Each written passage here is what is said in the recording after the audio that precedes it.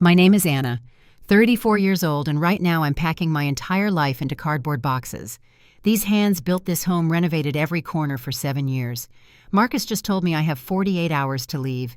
He needs the space for Brittany, his 23-year-old girlfriend. The deed to this house sits in my desk drawer with only one name on it: mine.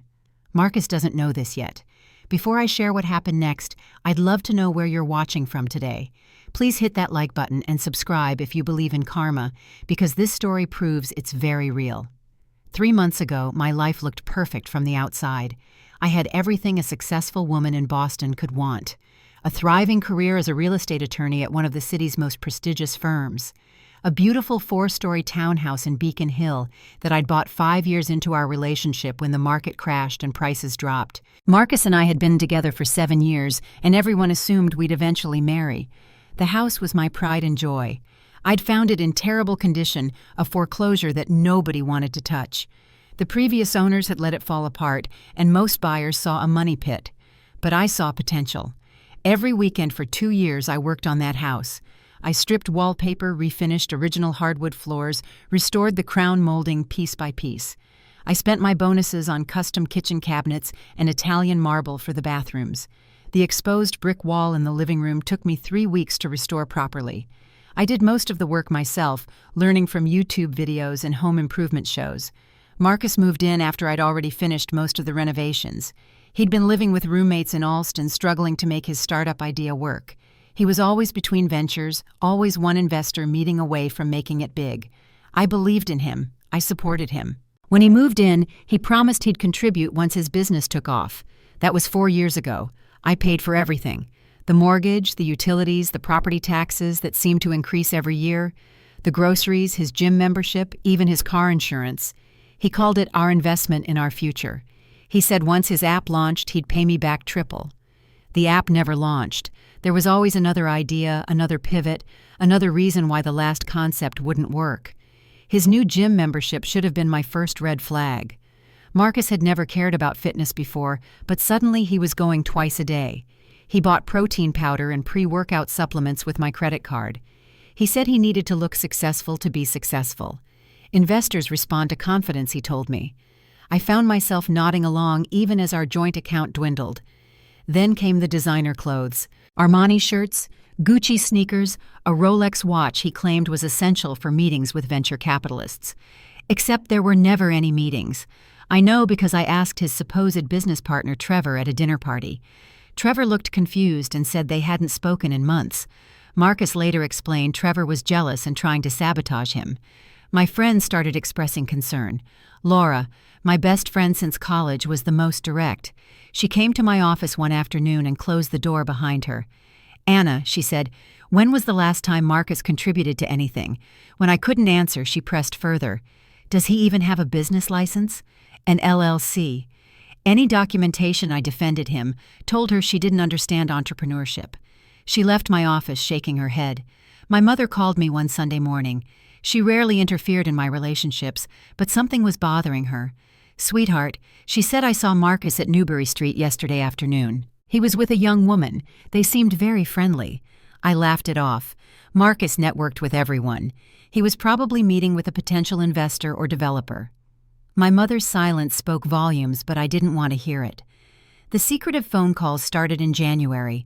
Marcus would step out onto our deck in the middle of winter to take calls.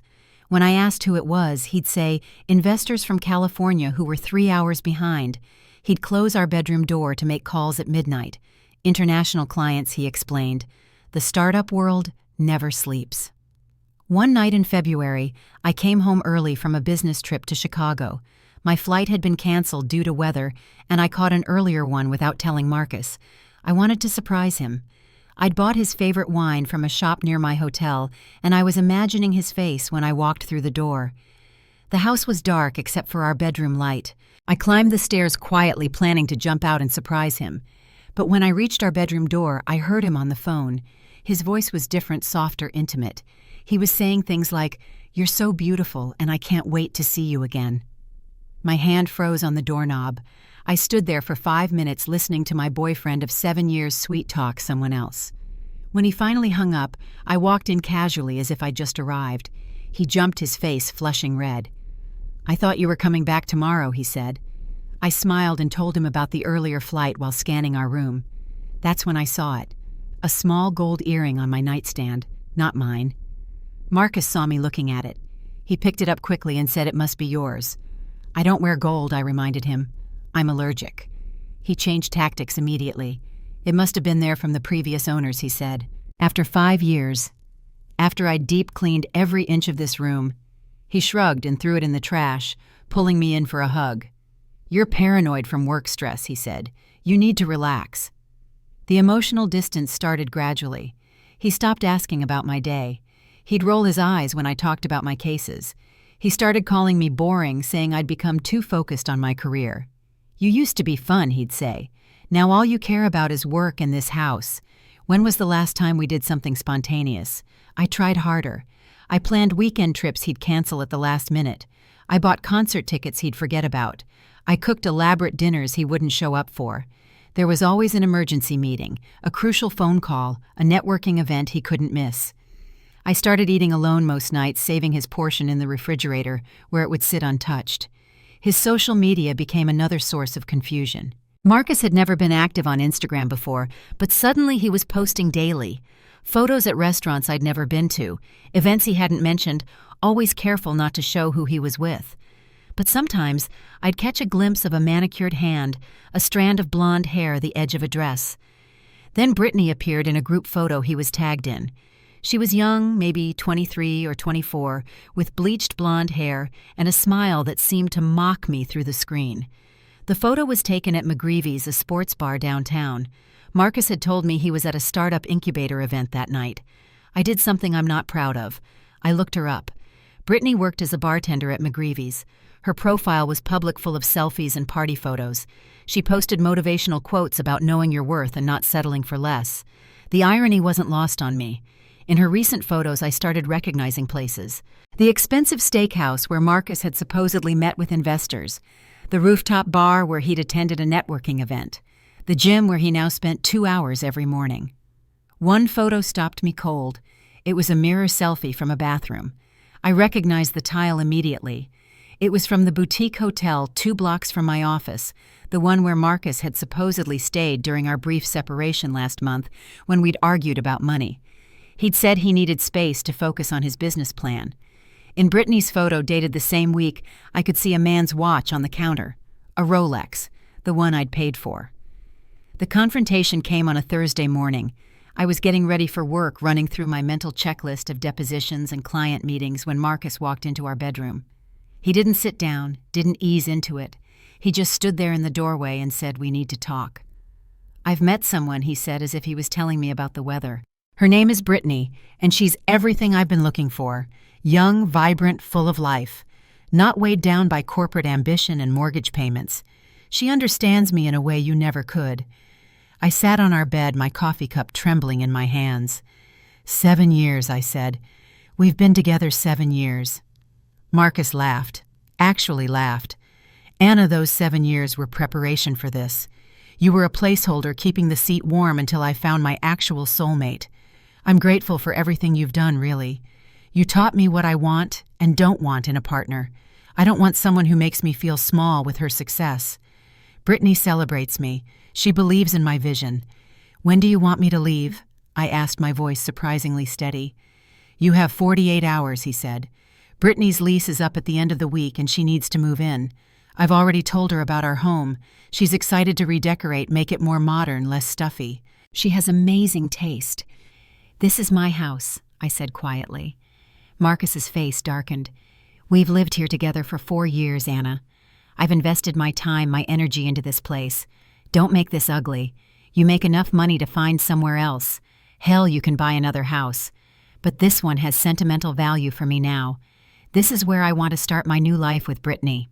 And if I don't leave, then I'll call the police," he said simply. "I'll tell them you're threatening me, that I don't feel safe. You know how these things go.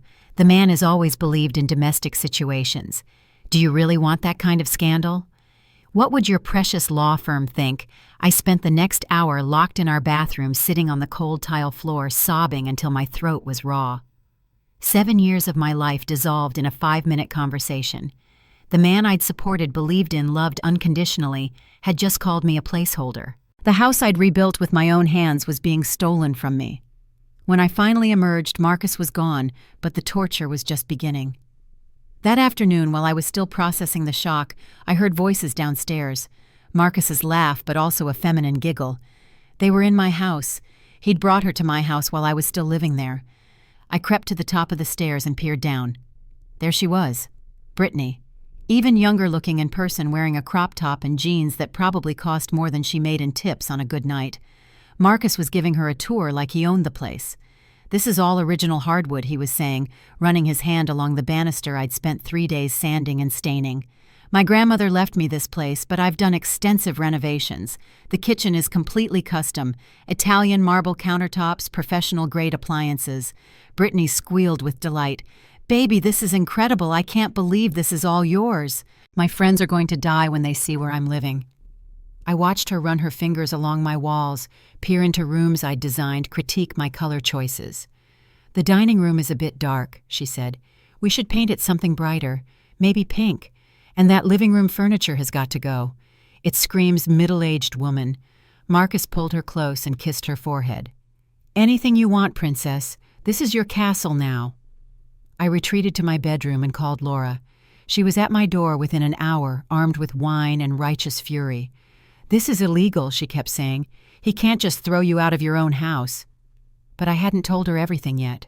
The house was mine, completely and legally mine. Only my name was on the deed, the mortgage, everything. Marcus had no legal claim whatsoever. But I wasn't ready to play that card yet. I wanted to see how far he'd take this. That evening, Brittany posted photos on Instagram from my kitchen.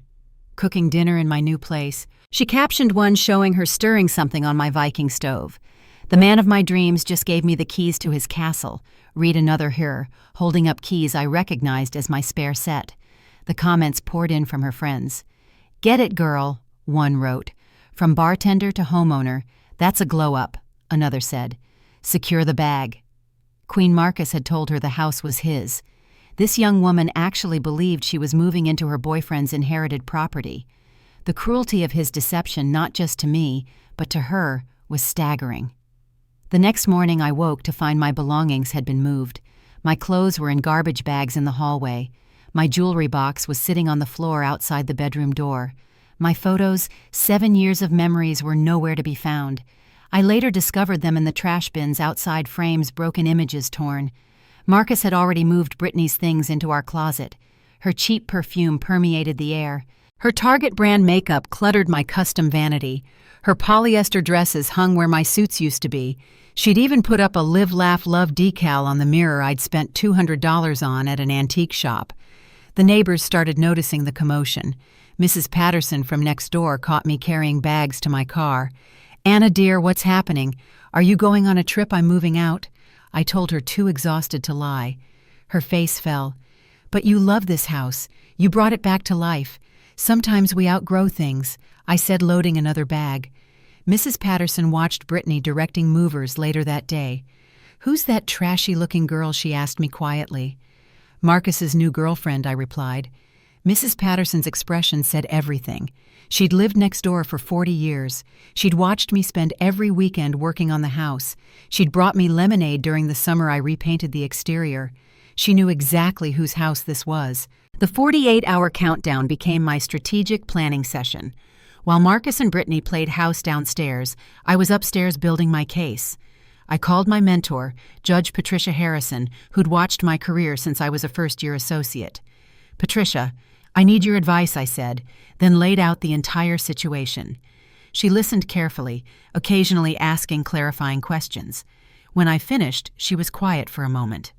"Anna," she finally said, "you have all the power here. The question is how you want to use it."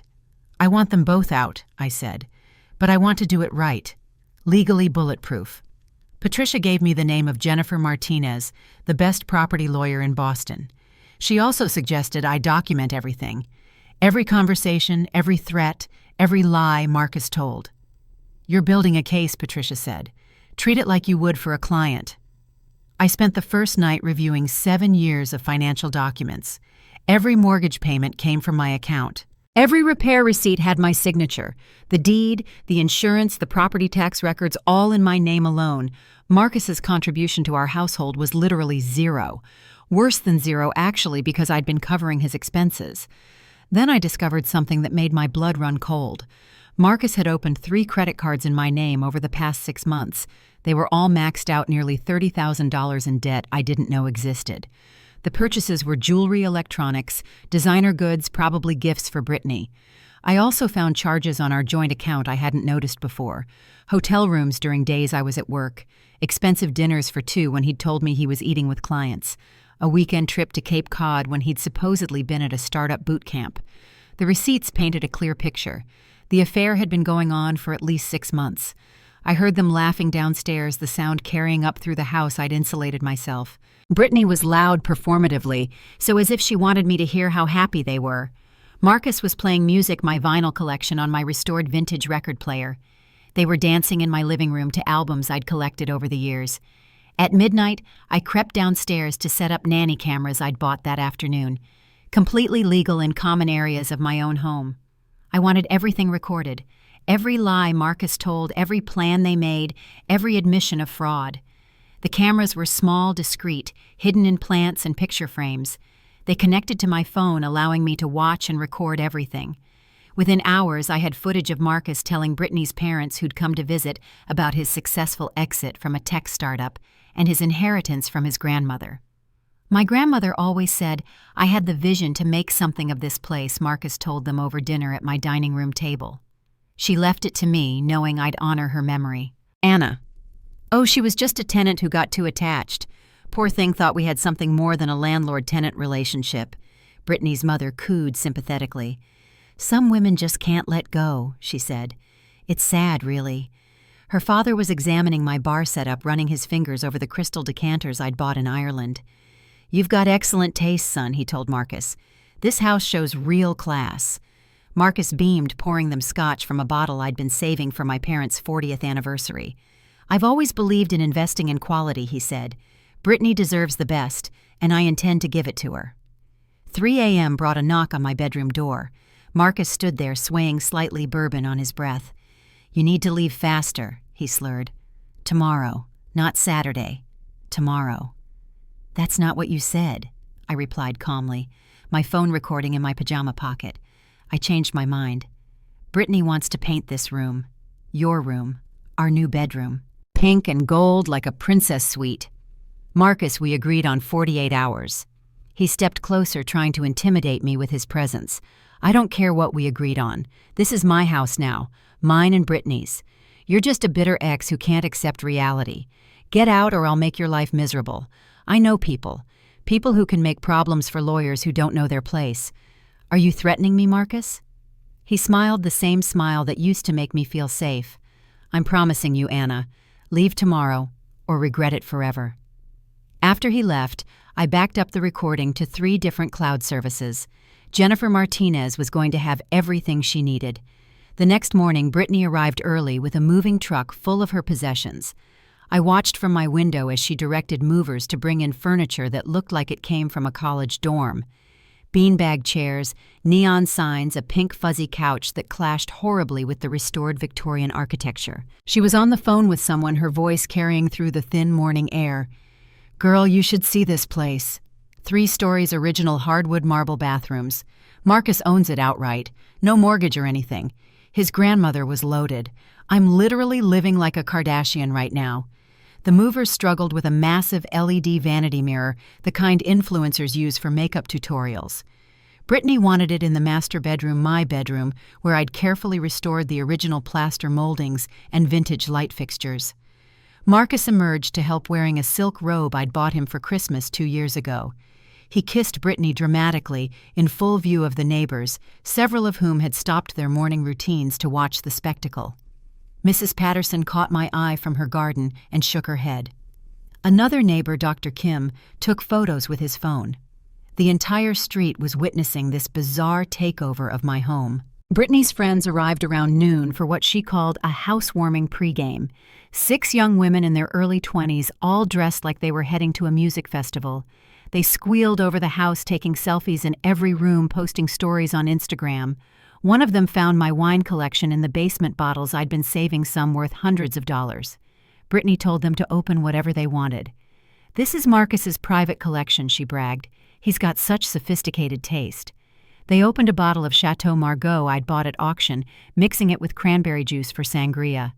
Hour 48 arrived at exactly 10 a.m. on Saturday. I was dressed in my best suit, the one I wore for closing arguments. My hair was perfect, my makeup flawless. If I was going to reclaim my house, I was going to look like the successful attorney I was. Jennifer Martinez arrived first, briefcase in hand, her expression serious and professional. Behind her came two sheriff deputies, their presence immediately shifting the energy in the house. Marcus appeared at the top of the stairs, his confidence evaporating when he saw the uniforms. "What's going on?" he demanded. "Anna, what did you do?" I didn't answer. Jennifer stepped forward. "Mr. Marcus Thompson," she announced, her voice carrying the authority of law. "We're here to serve you with an eviction notice. You have 1 hour to vacate the premises." Brittany appeared behind Marcus, still in her pajamas, mascara from last night smudged under her eyes. "Eviction?" She laughed nervously. "You can't evict us from Marcus's house. He owns this place." Jennifer smiled, the kind of smile that preceded legal destruction. "Miss Gardner, I believe you've been misinformed about the ownership of this property." She pulled out a folder and handed it to Brittany. "This house is solely owned by my client, Anna Williams. Mr. Thompson has no legal claim to this property. He is not on the deed, has never made a mortgage payment, and has no rental agreement." Brittany's face went white. She looked at Marcus, then at the papers, then back at Marcus. "You said your grandmother left you this house." Marcus tried to grab the papers from her hands. "It's complicated, baby. Anna and I had an arrangement. Common law marriage gives me rights." Jennifer actually laughed. "Massachusetts doesn't recognize common law marriage, Mr. Thompson. Moreover, my client has documentation showing you've been nothing more than a guest in her home, a guest who has overstayed his welcome." Brittany was reading the documents, her hands shaking. "Your name isn't anywhere on these papers, Marcus. Nothing. It's all hers. Every single thing." "Baby, listen to me." Marcus reached for her, but she stepped back. "You told me you owned this house. You told my parents you inherited it. You said you were rich. You said you sold your startup for millions." "Those were misunderstandings," Marcus stammered. "I never explicitly said," Jennifer interrupted. "Actually, Mr. Thompson, we have video evidence of you making those exact claims. Would you like me to play them for the deputies?" The room fell silent. Brittany's face transformed from confusion to rage. She turned on Marcus with a fury that made everyone step back. "You lied to me. You made me look like an idiot. I told everyone I was dating a millionaire. I quit my second job because you said you'd take care of me. I gave up my apartment." Then came the revelation that changed everything. Jennifer pulled out another document. "Mr. Thompson, there's one more matter. Were you aware that lying about property ownership to induce someone into a relationship constitutes fraud? Were you also aware that you're currently married?" The words hung in the air like a bomb about to explode. Brittany's scream could probably be heard 3 blocks away. "Married." Jennifer produced the marriage certificate. Marcus James Thompson married to Stephanie Lynn Thompson in Las Vegas, Nevada, 3 years ago. The marriage was never dissolved. Marcus went pale. "That was annulled. We filed for annulment." "No, Mr. Thompson. You filed.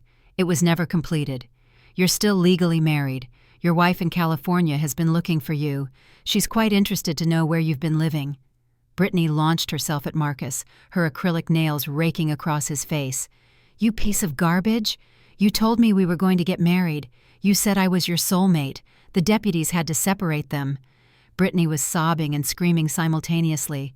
"I left everything for you. I told everyone.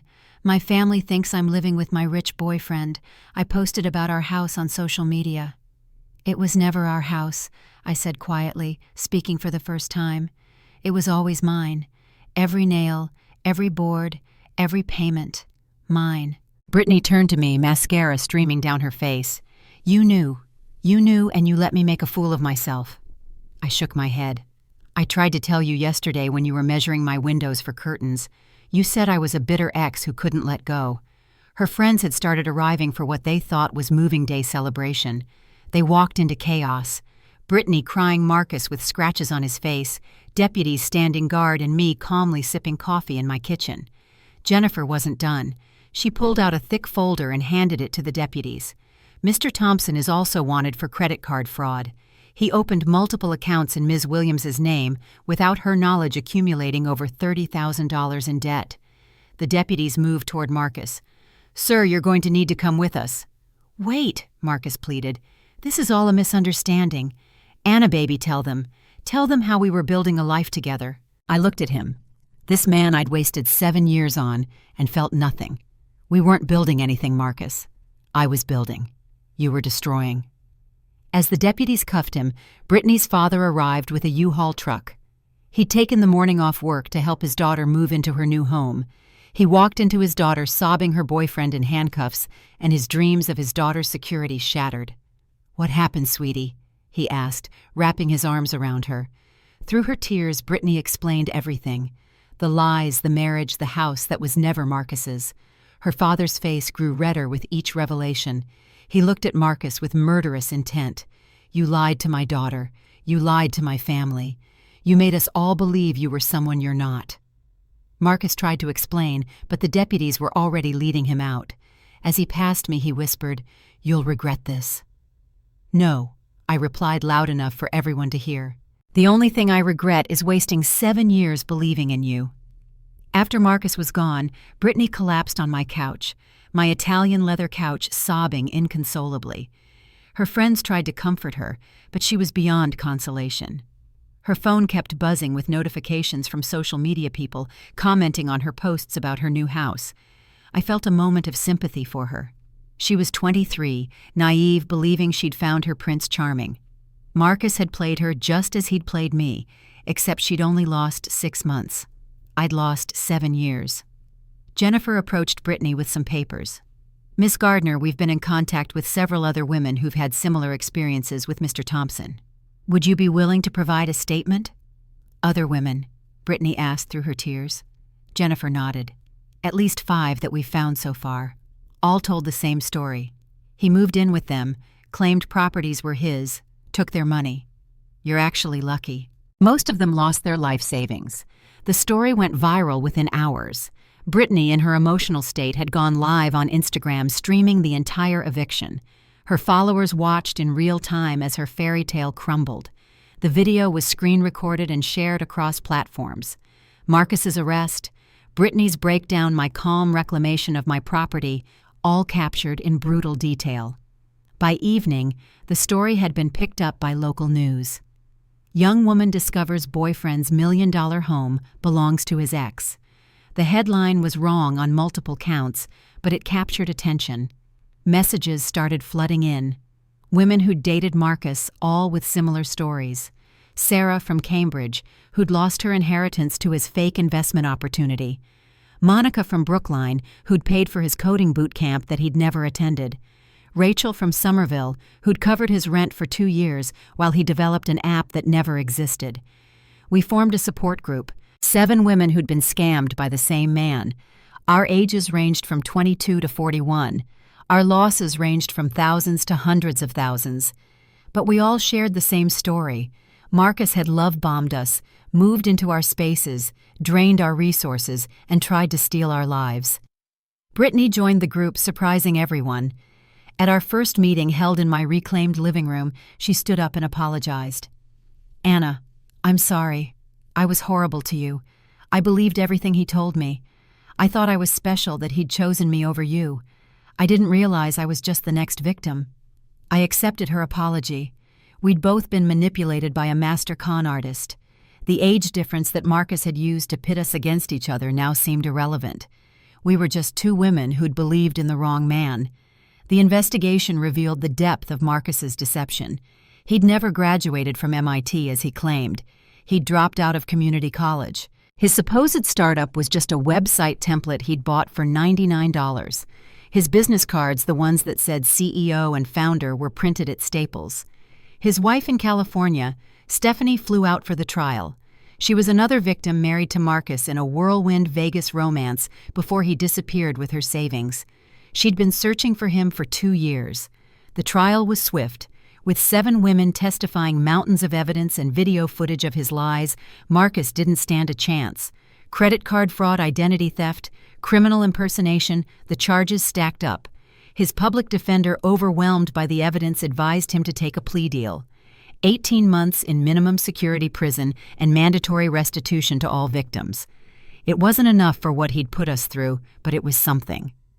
During the trial, more details emerged. Marcus had been running this con since college. He'd targeted successful women, especially those in law, medicine, or tech. He'd studied us, learned our weaknesses, exploited our desire for partnership. He kept notebooks detailing our finances, our insecurities, our dreams. We were projects to him, marks to be exploited. Brittany testified against him, her young voice shaking as she described how he'd convinced her to give up everything. She'd lost her apartment, her second job, her savings, and her dignity. But she was rebuilding. Her father had paid for her to go back to school. She was studying accounting, determined never to be fooled again. My house became a symbol of survival. I repainted the rooms Brittany had started to change, not because I disliked her choices, but because I needed to reclaim every inch. The master bedroom, which Marcus had promised to Brittany, became my sanctuary again. I bought new furniture, replaced everything he'd touched.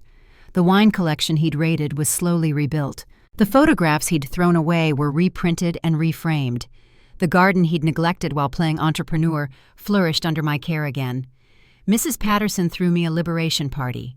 The entire neighborhood came, having watched the drama unfold. Dr. Kim brought champagne. The Johnsons from 2 doors down brought homemade lasagna. Everyone had a story about seeing through Marcus, about worrying for me, about being relieved I'd finally seen the truth. 6 months after the eviction, I was promoted to senior partner at my firm. The publicity from the case, though initially embarrassing, had actually elevated my profile. I was seen as a survivor, a fighter, someone who'd reclaimed her power. Clients, especially women facing financial abuse in divorces, specifically requested me. I started a nonprofit called Reclaim Your Castle, helping women identify and escape financial abuse. We provided legal resources, financial planning, and emotional support. Brittany became our youngest volunteer, using her story to warn other young women about predators who promise fairy tales. The other victims and I remained close. We called ourselves the Phoenix Club Women who'd risen from the ashes of Marcus's destruction. Sarah started dating again more cautiously, but with hope. Monica launched her own business, the one Marcus had promised to help her with. Rachel went back to school, pursuing the degree Marcus had convinced her she didn't need. A year after the trial, I met Daniel at a legal conference. He was a fellow attorney specializing in corporate law. He approached me after my presentation on financial abuse in relationships. "Your story was powerful," he said. "I wish more people understood how common this is." We talked for hours. He was genuine, accomplished, and most importantly, transparent. He showed me his business card without being asked. His LinkedIn matched his stories. When he mentioned his condo, he immediately clarified it was mortgaged, not owned outright. The honesty was refreshing. Our relationship developed slowly. Daniel understood my need for independence. He never suggested moving in together, respecting my space and my home. When he visited, he brought wine to replace what Marcus had stolen. He fixed things without being asked, but always checked if I wanted the help first. He met the Phoenix Club at our monthly dinner. Instead of feeling threatened by my connection to these women, he thanked them for supporting me. He even offered pro bono legal advice to anyone who needed it. Brittany and I developed an unexpected friendship. The 23-year-old bartender I'd initially resented became someone I deeply respected. She was rebuilding her life with determination. She'd returned to school, started therapy, and began dating someone her own age who actually had a job. She sent me a letter on the anniversary of the eviction. "Dear Anna, a year ago, I thought my world was ending. I'd been humiliated, exposed as a fool who'd believed a con man's lies. But you showing me the truth, as painful as it was, saved me from years of manipulation. I could have been you, wasting 7 years on someone who saw me as nothing more than a resource to exploit. Instead, I got 6 months and a harsh lesson. Thank you for your strength. Thank you for fighting back. Thank you for showing me what a real strong woman looks like. Love, Brittany. P.S. I graduate next year with my accounting degree. No one will ever fool me about money again. 2 years have passed since that 48-hour ultimatum. I'm sitting in my office now, not the home office Marcus claimed was too masculine for him, but my new office at the firm where I'm managing partner. My house in Beacon Hills sold for twice what I paid for it. The buyers, a young couple, promised to preserve its character. I bought a penthouse downtown with views of the harbor. It's modern, sleek, nothing like the Victorian I'd restored. This space is entirely mine, untouched by memories of Marcus. The deed has only my name, as does everything in my life now. Daniel and I got engaged last month. He proposed at a Phoenix Club dinner with all the women who'd survived Marcus cheering us on. He'd asked each of them for their blessing first, understanding they were my chosen family. The ring wasn't extravagant, which I appreciated. Daniel knew I could buy my own jewelry. Instead, it was thoughtful, a vintage piece from the 1920s, the era when women first gained financial independence. We're planning a small wedding. Brittany will be a bridesmaid, something that would have seemed impossible 2 years ago. She's 25 now, graduated with honors, working at a prestigious accounting firm. She's dating an engineer who shows her his pay stubs without being asked. She jokes that transparency is the new romance. Marcus was released from prison last month. He sent letters to all of us, not apologies but requests for money, claiming we'd ruined his life. We had a bonfire at Sarah's house, burning the letters while drinking wine and toasting our freedom. His wife Stephanie successfully divorced him and got a settlement from hidden assets the investigation uncovered. She used the money to start over in Hawaii, as far from Marcus as possible. She sends us postcards, occasionally photos of beaches and sunsets, with messages like, "Living my best life without dead weight." The nonprofit has helped over 300 women recognize and escape financial abuse. We've partnered with law firms, banks, and therapists to provide comprehensive support. Brittany leads our youth outreach program, visiting colleges to warn young women about the red flags she missed. The speech I give most often is titled, "The 48-Hour Gift." In it, I explain how Marcus giving me 48 hours to leave was the best thing that ever happened to me. It forced me to stop being passive, to stop accepting his lies, to stop doubting my own worth. Those 48 hours taught me that deadlines can be gifts, that ultimatums can be opportunities, that someone trying to steal your castle might actually be handing you the keys to your kingdom. When young women ask me how to avoid men like Marcus, I tell them to trust, but verify. Love, but don't go blind. Share, but don't surrender. Build together, but keep your foundation separate. And always, always keep your name on your own deed, literally and metaphorically. The house in Beacon Hills still stands now, home to the young couple who appreciated its history. Sometimes I walk by and see what they've done with the garden. They've kept most of my choices but added their own touches. That's what homes should be, evolving with love, not stolen through deception, Mrs. Patterson still lives next door. She stops me when I visit the neighborhood, updating me on the house and telling me how proud she is of what I've become. She never liked Marcus, she admits now. Something about him never felt right. She wishes she'd said something sooner, but I tell her the timing was perfect. I needed to learn the lesson myself. The Phoenix Club still meets monthly. We've added new members, unfortunately women who faced similar situations. But we've also celebrated victories. Promotions, healthy relationships, personal growth. We're not defined by what Marcus or men like him took from us. We're defined by what we built after. My story became a cautionary tale, but also an inspiration. Women reach out daily, sharing their own experiences with financial abuse. Some are still trapped, afraid to leave. Others have escaped, but struggle with rebuilding. I tell them all the same thing. Your castle is yours to claim. No one can take it unless you hand them the keys. The 48 hours Marcus gave me to leave my own house became the 48 hours I needed to reclaim my life. He thought he was evicting me. Instead, he was setting me free. He thought he was stealing my castle. Instead, he was teaching me I'd been the queen all along. The irony is beautiful. Marcus wanted my house so badly he lost everything. His freedom, his reputation, his con game, all destroyed by his greed for something that was never his. He reached for my crown and found handcuffs instead. Brittany wanted a fairy tale so badly she ignored reality. But unlike Marcus, she learned from her mistake. She transformed from a victim to a victor, from a follower to a leader. The 23-year-old who thought she'd won by stealing someone's boyfriend became a 25-year-old who knew real winning meant building your own life. And me, I wanted love so badly, I ignored the price tag. 7 years of paying for someone else's dreams while mine gathered dust. But those 7 years weren't wasted. They were tuition for the most important lesson of my life. Self-love is the only investment that always pays dividends. When people ask if I forgive Marcus, I tell them forgiveness isn't the point. I don't carry anger or resentment. Those emotions would mean he still has power over me. Instead, I carry gratitude. Gratitude for the lesson, for the strength I found, for the sisters I gained, for the life I rebuilt. Marcus is irrelevant now, a footnote in my story, not the main chapter. He was never the villain of my fairy tale. He was just a test one I eventually passed. The real story isn't about him at all. It's about a woman who built a castle, lost her way, then found it again. The real story is about sisterhood triumphing over rivalry. It's about Brittany and me becoming friends despite Marcus trying to pit us against each other. It's about 7 women building each other up after one man tried to tear us all down. The real story is about reclaiming your power when someone tries to steal it. It's about standing in your truth when liars surround you. It's about knowing your worth when someone tries to convince you you're worthless.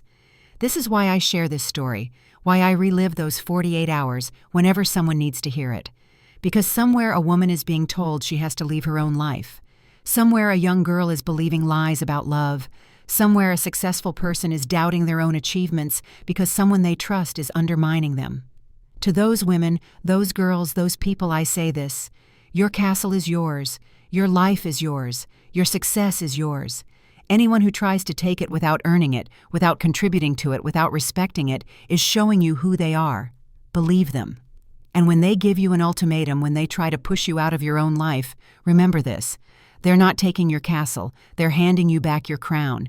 The 48 hours Marcus gave me to leave became the 48 hours I took to rise. What would you do if someone tried to steal your castle?